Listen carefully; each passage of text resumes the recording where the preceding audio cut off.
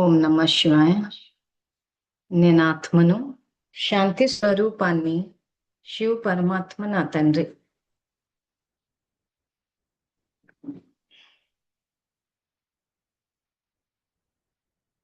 అందరూ కొంచెం సమయాన్ని కేటాయించండి మీ ఉన్నతి కోసము. నేను ఆత్మను, శాంతి స్వరూపాన్ని, శివ పరమాత్మ నా తండ్రి.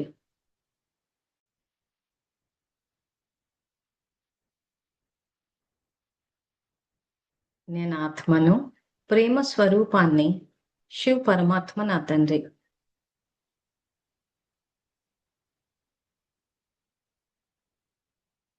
సో మన ఆత్మ స్వధర్మానికి సంబంధించిన ఆలోచనలు చేస్తున్నాం. అంటే ఆత్మ పరధర్మంలో ఉంది కాబట్టి స్వధర్మంలోకి తీసుకొస్తున్నాం. ఈ రకంగా అభ్యాసం చేసినప్పుడు ఏమవుతుందంటే సహజంగానే ఆ స్వధర్మంలో మనము కర్మలు ఆచరిస్తూ ఉంటాం. లేకపోతే దేహస్థితిలోకి వచ్చేస్తాము. ఆ తర్వాత కర్మలు ఆచరించేటప్పుడు ఏదైతే శాంతితోటి, ప్రేమతోటి, సంతోషంతో కర్మలు ఆచరించాలో అక్కడ క్రోధము, ఆవేశం ఇవి వచ్చేసినప్పుడు పరధర్మంలోకి వెళ్ళినప్పుడు కర్మలు వ్యతిరేక దిశలో జరిగినప్పుడు దాని పర్యవసానమైన పాపం జమ అవుతుంది. సో భగవంతుడు అవతరించేదే పరధర్మంలో ఉన్న ఆత్మని స్వధర్మంలోకి తీసుకురావడానికి. సో కర్మయోగులు అవ్వాలి అని అంటే ఫస్ట్ ఆలోచనలు అభ్యాసం చేయాలి. చేసేటప్పుడు కళ్ళు తెరిచి చేయాలి. ఎందుకంటే మనం చేసే పనులన్నీ కళ్ళు తెరిచే చేస్తాం. మనం మాట్లాడేటప్పుడు కళ్ళు తెరిచే చేస్తాము. వంట చేసేటప్పుడు, బండి డ్రైవ్ చేసేటప్పుడు, ఆఫీస్లో పని చేసేటప్పుడు, ఉద్యోగము, వ్యాపారం, వ్యవసాయం ఏది చేసినా కళ్ళు తెరిచే చేస్తాం. కాబట్టి అభ్యాసం కూడా కళ్ళు తెరిచే చేయాలి. భగవంతుని దర్శించేటప్పుడు కళ్ళు తెరిచే చేయాలి. కళ్ళు మూసి చేసి కళ్ళు తెరిస్తే ఆ భావన, ఆ గుర్తుండడం అన్నది మర్చిపోయే అవకాశాలు ఉంటాయి. సో నా దగ్గర సమయం అనే ఖజానా ఉన్నది అన్నది యోగ స్థితిలో అభ్యాసం చేసేటప్పుడు కళ్ళు తెరిచి అభ్యాసం చెయ్యాలి.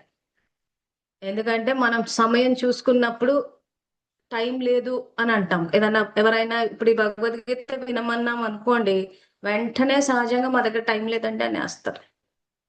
అదే అభ్యాసం చేసేటప్పుడే నా దగ్గర సమయం అనే ఖజానా ఉంది అని అన్నప్పుడు, ఎవరైనా వినమన్నప్పుడు కానీ ఏదైనా పని చేయాల్సి వచ్చినప్పుడు వెంటనే ఆత్మ ఇండికేషన్ వేస్తుంది, నా దగ్గర సమయం అనే ఖజానా ఉన్నది అని. సో ప్రతి కర్మ స్వధర్మంలో ఉండి చెయ్యాలి.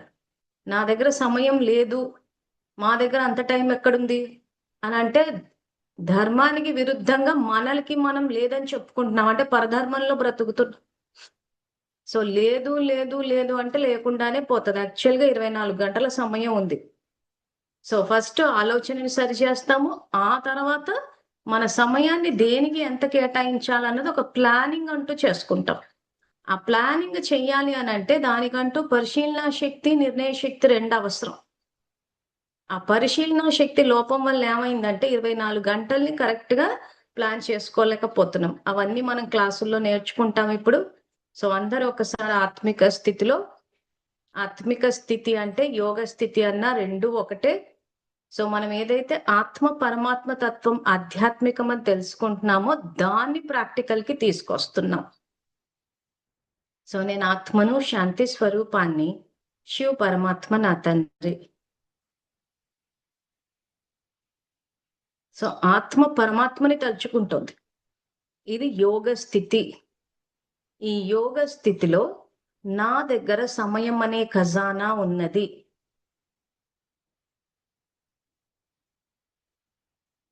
ఏవైనా పనులుంటే కొంచెం సేపు పక్కన పెట్టండి. క్లాసు 9కి పెట్టడానికి కారణం అదే. అందరి ఇళ్లలో అన్ని పనులు అయిపోయి కొంత సమయాన్ని కేటాయించుకుంటారని. నా దగ్గర సమయం అనే ఖజానా ఉన్నది. నేను సంపూర్ణ ఆరోగ్యంతో ఉన్నాను. ఇది ఆత్మ యొక్క స్వధర్మం. భగవంతుడు మనల్ని సృష్టించినప్పుడు ఆరోగ్యంగానే సృష్టించారు. మనము వ్యర్థ సంకల్పాలు చెయ్యడం వల్ల, బయట నుంచి వ్యర్థాన్ని తీసుకోవడం వల్ల ఆ ప్రభావం ఆత్మ మీద పడి, ఆత్మ యొక్క ప్రభావం శరీరం మీద పడి శరీరం రోగమయం అయిపోయింది. సో స్వధర్మంలోకి తీసుకొస్తున్నాం. నేను సంపూర్ణ ఆరోగ్యంతో ఉన్నాను. నేను సంపూర్ణ ఆరోగ్యంతో ఉన్నాను.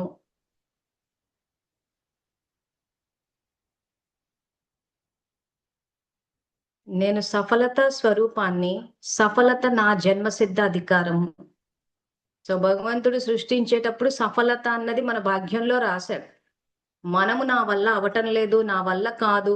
సో మనం ఇంతవరకు ఎపిసోడ్లో చెప్పుకున్నట్టు అంతా చుట్టూ మేనమామల్ని పెట్టుకొని బతుకుతున్నాం మనం.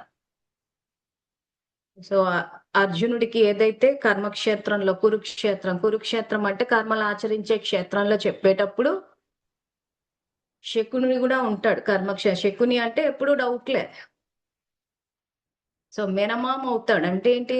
అమ్మకి దగ్గర సంబంధం.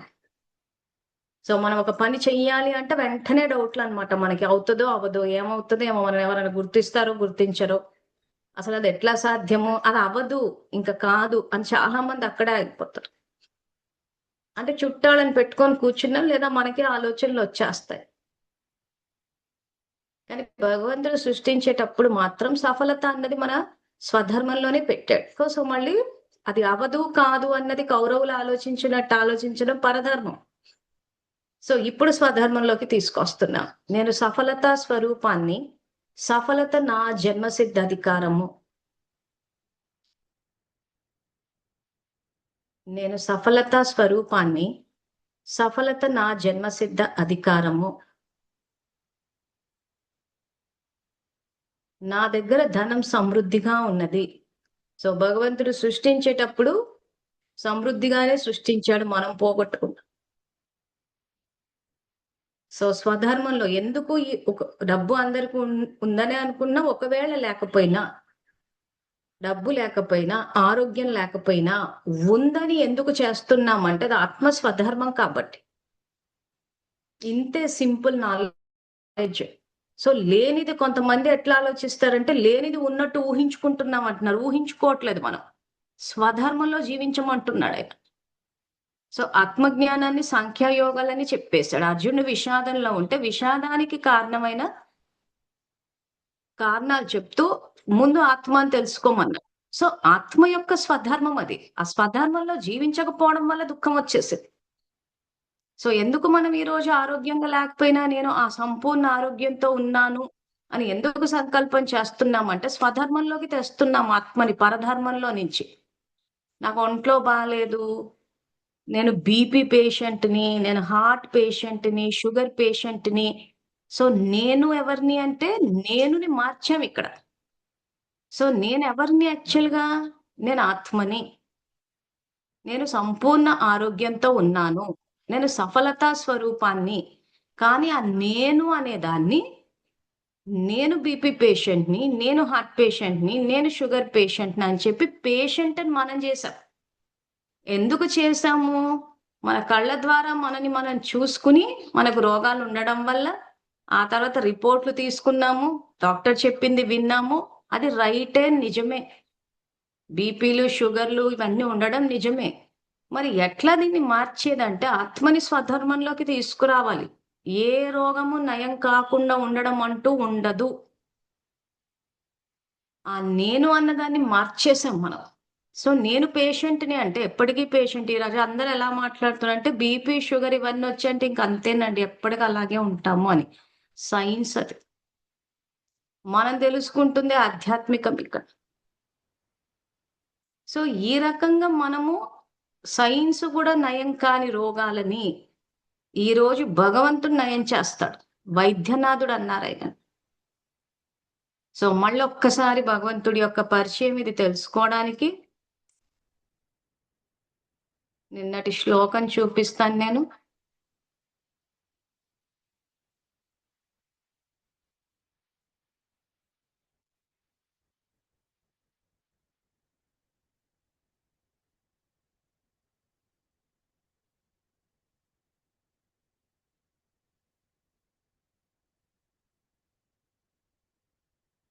సో ఇక్కడ సర్వోత్తమం శాశ్వతమైన పరమాత్మనే బ్రహ్మమని, ఆత్మ పరమాత్మ తత్వాన్ని ఆధ్యాత్మికమని చెప్తారు. ఈ పాయింట్ దిగిపోవాలి అందరికీ. సో సర్వోత్తము శాశ్వతమైన పరమాత్మనే, పరం ఆత్మ అంటే ఆత్మలందరికీ తండ్రి, ఆయననే బ్రహ్మం అని అంటారు. ఆత్మ పరమాత్మ తత్వాన్ని ఆధ్యాత్మికం అని చెప్తే ఇప్పుడు ఆత్మ జ్ఞానాన్ని ఆధ్యాత్మికం తెలుసుకుంటున్నాము.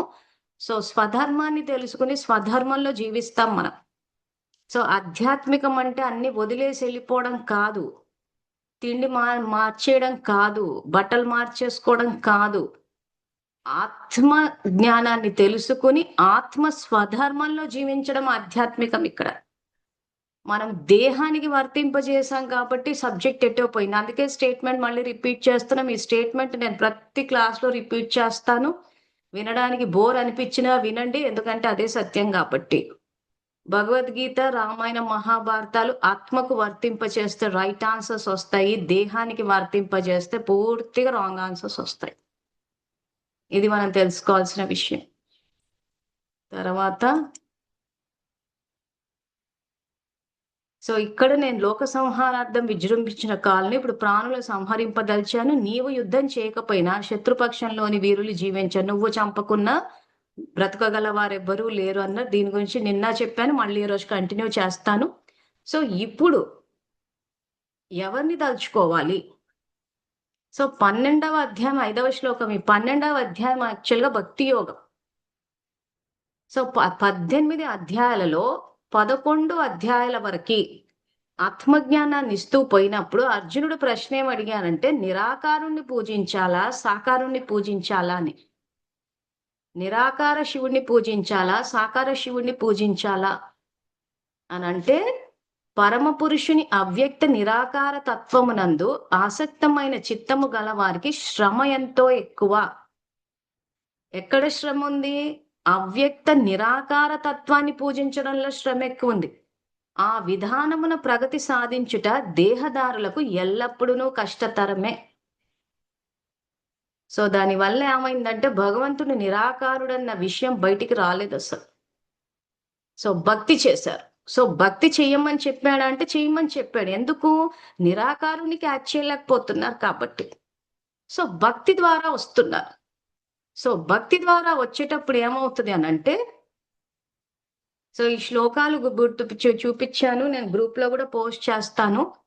సో ఇక్కడ అర్జునుడు అడిగిన ప్రశ్నకే చెప్పాడు. సో 11 అధ్యాయాల తర్వాత ఎందుకు వచ్చిందంటే, మొదటిది మనం ఏదైతే విషాద యోగము, ఆ తర్వాత సాంఖ్యయోగం పూర్తిగా తెలుసుకున్నాము. ఆ తర్వాత పరమాత్మ యొక్క తత్వాన్ని 7వ చాప్టర్ విభూతి యోగము 8 అక్షర పరబ్రహ్మ యోగంలో అక్కడ శ్లోకాలు తీసుకొచ్చి, ఎందుకంటే ఆత్మ పరమాత్మ తత్వం అర్థమైందంటే ఈజీగా సబ్జెక్ట్ ని మీరే క్యాచ్ చేయగలుగుతారు. సో ఈరోజు ఉదాహరణకు శాంతి ఉందనుకోండి, అది పుస్తకాలు చదివితే వచ్చేది కాదు, మీరు ఆచరించే కర్మల్ని బట్టి వస్తుంది. అదే విధంగా జ్ఞానం కూడా పుస్తకాలు చదివితే అర్థమైనట్టే ఉంటది, కానీ ఆచరించినప్పుడు ఆ నిరాకారుని తలుచుకున్నప్పుడు ఈజీగా అబ్జార్బ్ చేయగలుగుతాం. కాబట్టి ఆధ్యాత్మికం అంటే దానికంటూ ఎన్నో పుస్తకాలు చదవాలేమో, ఎంతో కష్టపడాలేమో అంటే అసలు కష్టమే కాదు, ఇది సహజ మార్గము. సో గ్రూప్ లో యాక్చువల్ గా భగవంతుని యొక్క తత్వం చెప్పడానికి ఇది కూడా పోస్ట్ చేశాను నేను. సో నిన్నటి క్లాసు కంటిన్యూ చేద్దాము. నిన్న ఇక్కడే ఆపాను నేను.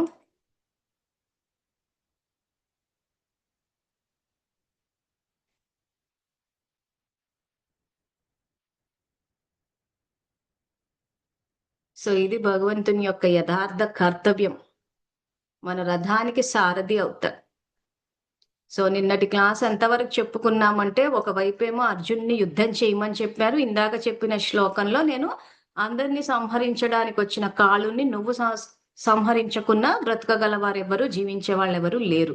సో ఎవరు వాళ్ళు ఇంతకీ అని అంటే, నా యొక్క నెగిటివ్ థింకింగ్, దుర్యోధనుడు, దుశ్శాసనుడు, ధృతరాష్ట్రుడు, ఈ కౌరవులు ఎవరైతే ఉన్నారో మన ఆలోచనలో, సో మొదటి ఎపిసోడ్ నుంచి చెప్తూనే ఉన్నారు, ధృతరాష్ట్రుడు ఎవరు, దుర్యోధన ఎవరు, దుశ్శాసనులు ఎవరు. సో వీళ్ళని చంపమంటున్నాడు.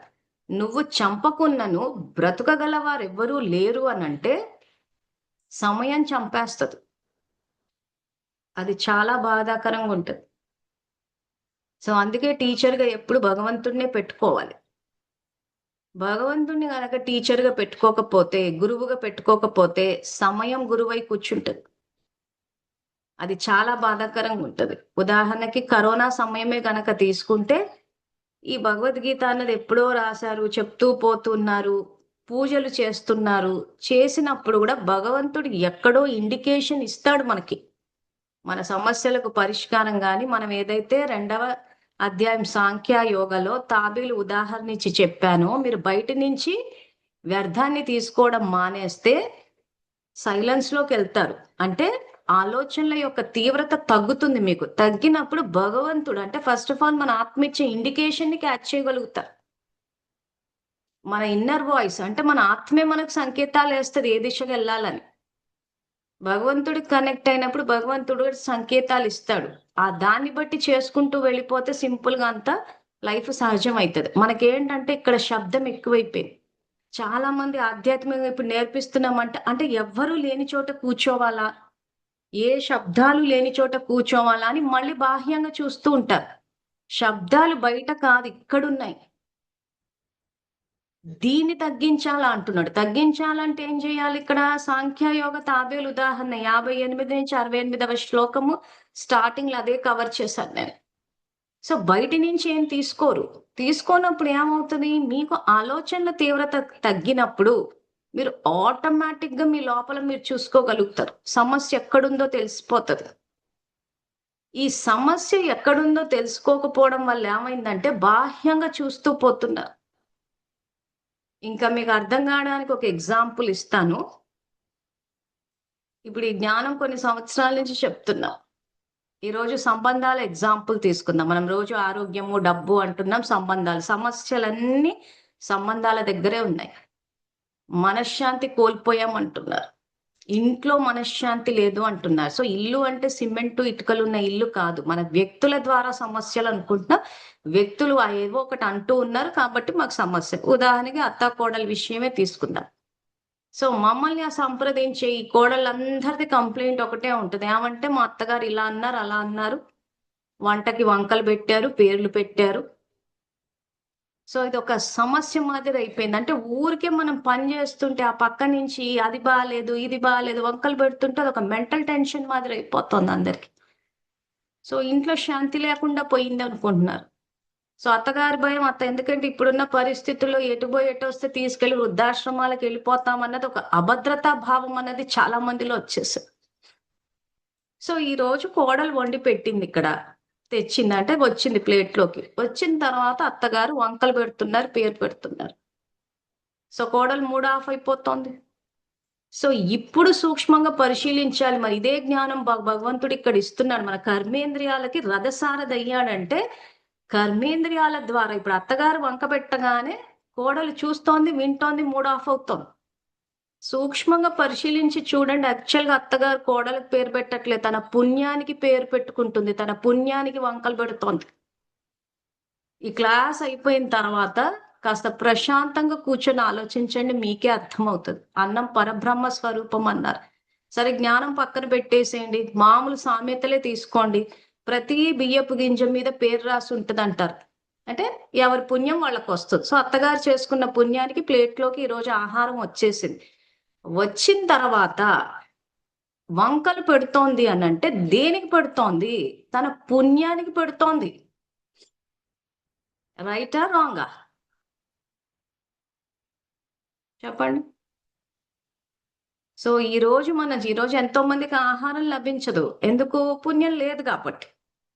కానీ పెట్టినప్పుడు ఏమవుతుందంటే మనం చేసుకున్న పుణ్యానికి మనం వంకలు పెట్టిన రోజున పుణ్యం తరిగిపోతుంది.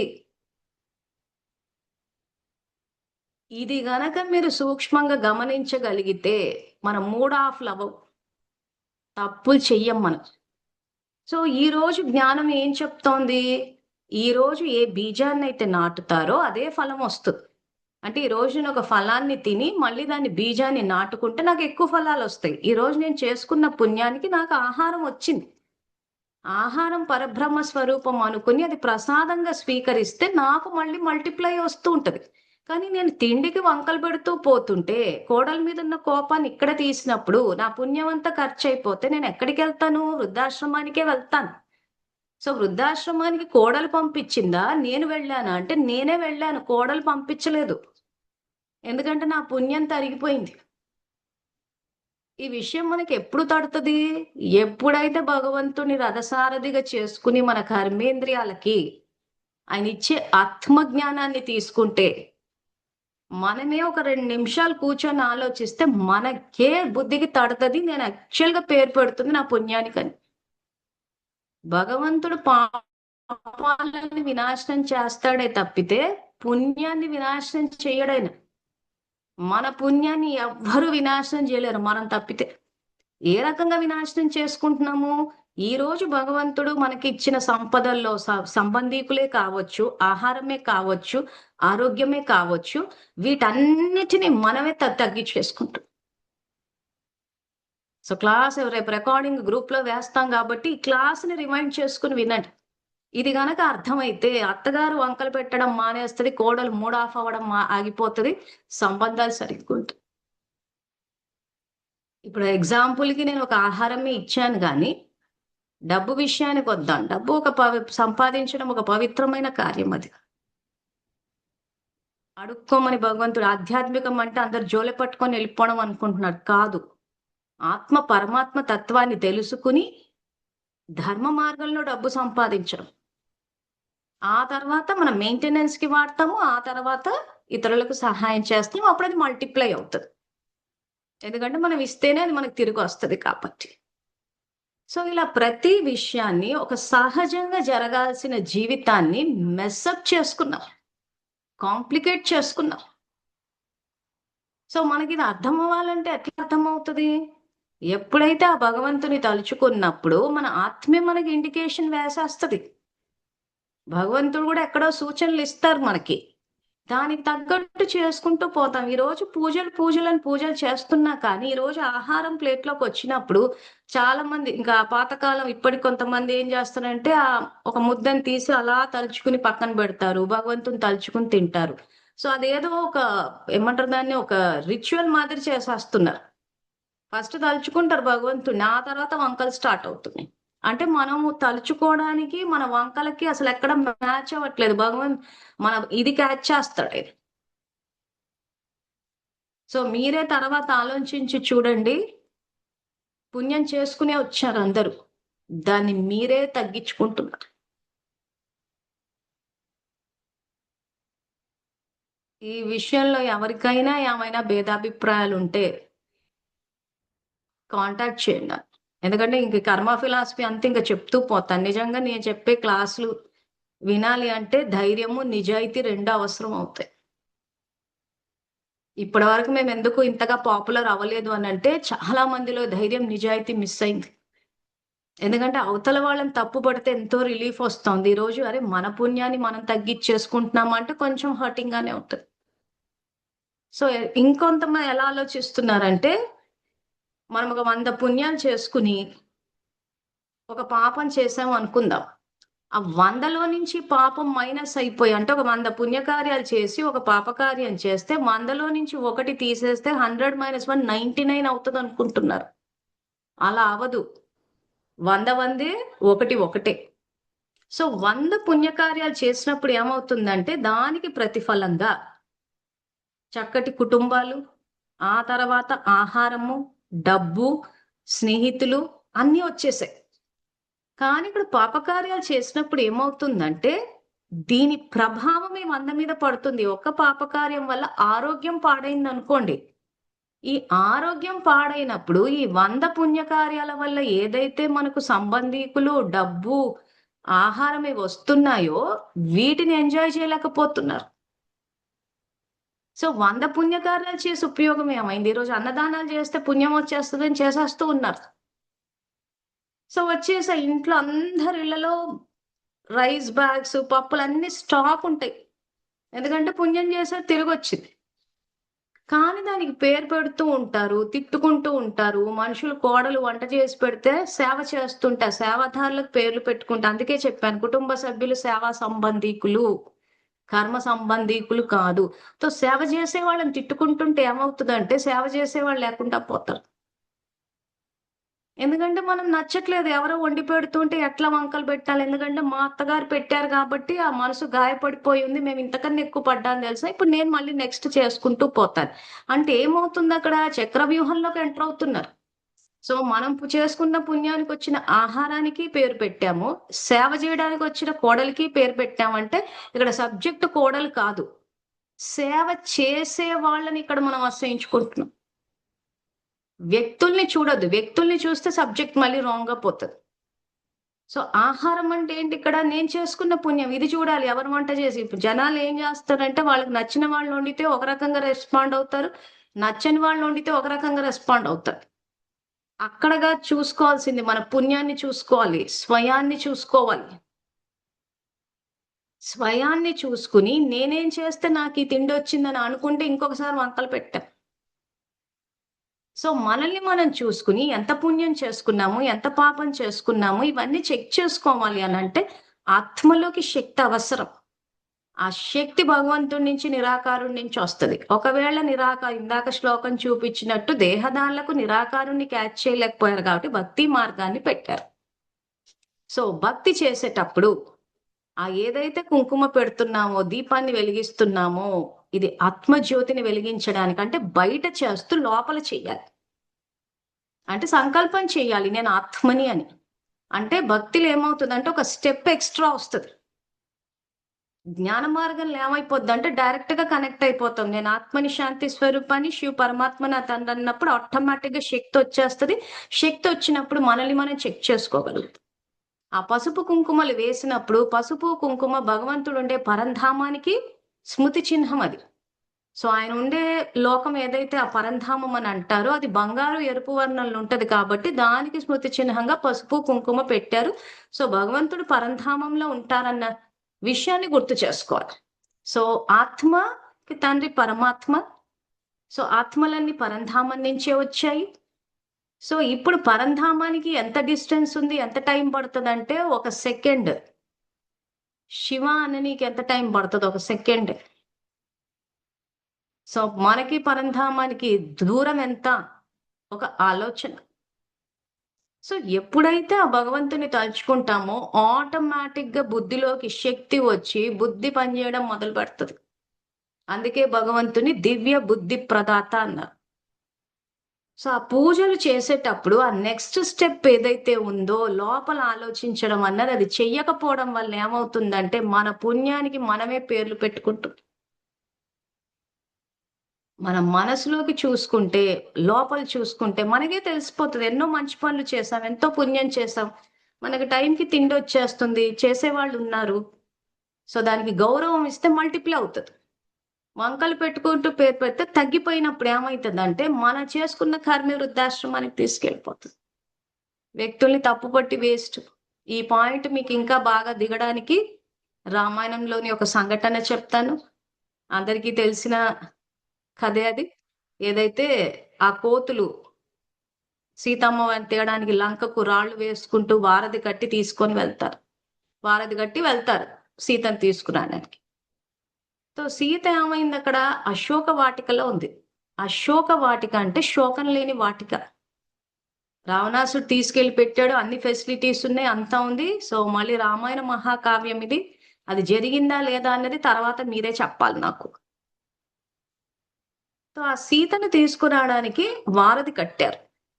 సో రాళ్ళు వేశారు సముద్రంలో. యాక్చువల్ గా రాళ్ళు సముద్రంలో వేస్తే మునిగిపోవాలి, కానీ తేలాయి. సో మనం మాట్లాడుకునేది సైన్స్ కాదు, ఆధ్యాత్మికం. సో రామాయణం ద్వారా ఆధ్యాత్మికతని చెప్పారే తప్పితే సైన్స్ ని చెప్పలేదు. సో సైన్స్ ని దీన్ని కలిపేసి దాన్ని అంటే కలపడం వల్ల ఏమైపోయిందంటే గొడవలు వచ్చేసాయి. జరిగిందా లేదా, రాయి లోపలికి పోతుందా, పైకి వెళ్తుందా అని చెప్పి. సో రామాయణంలో సైన్స్ చెప్పారని ఎక్కడ చెప్పారు? ఆత్మ పరమాత్మ తత్వాన్ని కథ రూపంలో తెచ్చారు సామాన్య ప్రజలకు అర్థం కావడం కోసం. ఇప్పుడు ఇందాక మన శ్లోకంలో ఏం చెప్పారు? నిరాకార తత్వానికి యాడ్ చేయలేకపోయారు కాబట్టి అది దేహదారులకు సాధ్యం కాదు. కాబట్టి భక్తిని తెచ్చానన్నాడు 12వ చాప్టర్ లో. ఒకసారి భగవద్గీత చదివే వాళ్ళంతా ఒకసారి 12వ చాప్టర్ తీసుకుని ఫస్ట్ క్వశ్చన్ చూసుకోండి. సో ఇప్పుడు ఈ పాయింట్ అర్థం కావడానికి మళ్ళీ రామాయణ మహాభారతాలు తీసుకొచ్చారు.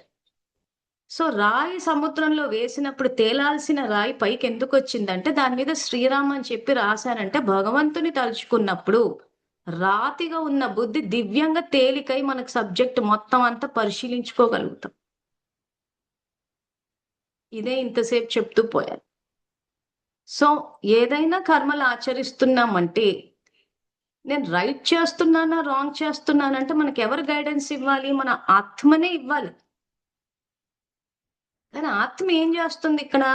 ఆహారం రాగానే అది చేసుకున్న పుణ్యానికే వచ్చిందన్న విషయాన్ని అక్కడ విస్మరించి వంకలు పెడుతూ పోతున్నారు. లేదా ఉప్పు లేదు, కారం లేదు, అది లేదు, ఇది లేదు. అసలు నిజంగా అది ప్రసాదం అనుకుని భగవంతుని తలుచుకొని చూడండి, టేస్ట్ మీ యొక్క అనుకూలంగానే ఉంటది. సో తినేటప్పుడు తలుచుకుంటున్నారు. ఆ తర్వాత అన్ని చూసుకుని వంకలు పెట్టుకుంటూ పోతున్నారు కాబట్టి ఏది రుచించట్లేదు. సో ఇక్కడ భగవంతుని తలుచుకున్నప్పుడు ఆ రాయి మీద శ్రీరామ్ అని అంటే భగవంతుని తలుచుకున్నప్పుడు రాతి బుద్ధి అంటే ఇంకేం వెళ్ళట్లేదు అందులో నుంచి. ఆ భగవంతుని తలుచుకున్నప్పుడు ఏమవుతుందంటే తేలికవుతుంది. సో ఆ వారధి ద్వారా లంకలోకి వెళ్ళారంటే మనసనే లంకలోకి వెళ్ళి చూసుకోవాలి. మనస్సులోకి వెళ్ళి చూసుకున్నప్పుడు అప్పుడు మన ఆలోచనలు ఏమొస్తున్నాయి, మనం ఎవరి గురించి ఏం ఆలోచిస్తున్నాం. చాలా సందర్భాల్లో ఒక్కోసారి నోరు మూసేస్తారు ఏం మాట్లాడకుండా, కానీ ఆలోచనలు చేస్తూ ఉంటాం. ఇవి గనక మనం గమనించి సరిదిద్దుకోగలిగితే రెండవ చాప్టర్‌లో చెప్పినట్టు స్థిత ప్రజ్ఞ పదం చూసి అమ్మో! ఇదేదో చాలా పెద్ద పదం, ఏదో హెవీ పదం, అది సాధ్యమా అనుకోవద్దు. బుద్ధి స్థిరంగా పెడితే సంతోషం శాశ్వతంగా ఉంటదంతే. సంస్కృత భాషలో రాశారు కాబట్టి స్థిత ప్రజ్ఞ అనేది పెట్టారు. సో ఈ విషయం గనక అత్తగారు అర్థం చేసుకుని, అరే నేను చేసుకున్న పుణ్యానికి నాకు ఈ రోజు ఆహారం వచ్చిందనుకుని, అది అన్నం పరబ్రహ్మ స్వరూపం అనుకుని తలుచుకుని తింటే మల్టిప్లై అవుతది. కోడలు ఈ విషయాన్ని అంటే అత్తగారు వంకలు పెడుతున్నారంటే అభద్రతా భావంతో జీవిస్తున్నప్పుడు ఆత్మకి శక్తినివ్వాలి. అప్పుడు కోడలు ఏం చేయాలి? సంతోషంగా ఉంటే ఎవ్వరు పేర్లు పెట్టరు, ఎవ్వరు వంకలు పెట్టరు, ఏమీ అనరు. ఏం చేసినా బానే అనిపిస్తది. ఆ సంతోషం లోపించినప్పుడే ఇవన్నీ వస్తుంటాయి. అప్పుడు కోడలు ఏం చేయాలి? సదా సంతోష భవ అని చెప్పి వరదానం మనసులో ఇవ్వాలి అత్తగారికి. అంటే ఆత్మ బలహీనంగా ఉన్నప్పుడు వంకలు పెడతారు. శక్తిస్తూ పోవాలి. ఇది చాలా మందికి కొత్త విషయం. అందరూ ఎలా ఆలోచిస్తారంటే సమస్య వస్తే మేము పట్టించుకోమండి, వదిలేస్తామని వదిలేనన్ని వదిలేస్తారు.